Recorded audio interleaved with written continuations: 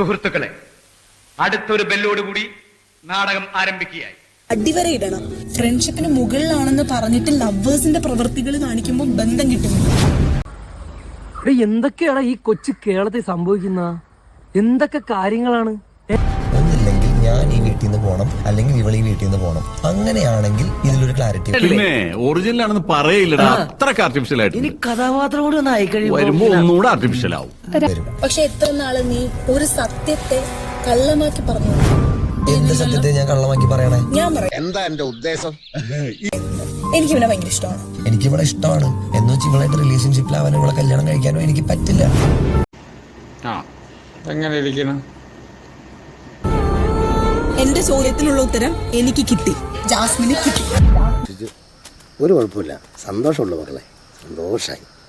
എങ്ങനെ love relationship ഒന്നുമില്ല. ഞാൻ പ്രണയിക്കുന്നത് കല്യാണം കഴിക്കാൻ വേണ്ടിട്ടാ. അപ്പോ കല്യാണം കഴിക്കാൻ പറ്റാത്ത ഒരാളെ ഞാൻ എന്തിനു പ്രണയിക്കണം? പക്ഷെ നിങ്ങളിപ്പോ ഈ കാണിക്കുന്നത് മുഴുവൻ ശുദ്ധ പോക്കർത്തരാട്ടോ. ഞാൻ ആരെടുത്ത് പറയേ, എങ്ങനെ പറയേ, എന്തെന്നും പറഞ്ഞ് മനസ്സിലാക്കിപ്പിക്കും. ഇനിയില്ല, ഇനിയില്ല. ഇതൊക്കെ ഞങ്ങളോട് പറഞ്ഞ് എന്തിനാ? സ്നേഹമില്ലെന്നൊന്നുമല്ല. ചോദിക്കും ഗബ്രി ആരാന്ന് ചോദിക്കണ്ടേ? ഫ്രണ്ട്. ആരാ?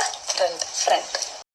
എന്റെ പൊന്നോ, ഒടുക്കത്താ. പിന്നെ ആരാ? ഫ്രണ്ട്. നീനെയും സംസാരിക്കും, നീനെയും ഇതാക്കും, പക്ഷെ ഫ്രണ്ട്. ഫ്രണ്ട്. ഞാൻ പോകുന്നു. Bye bye.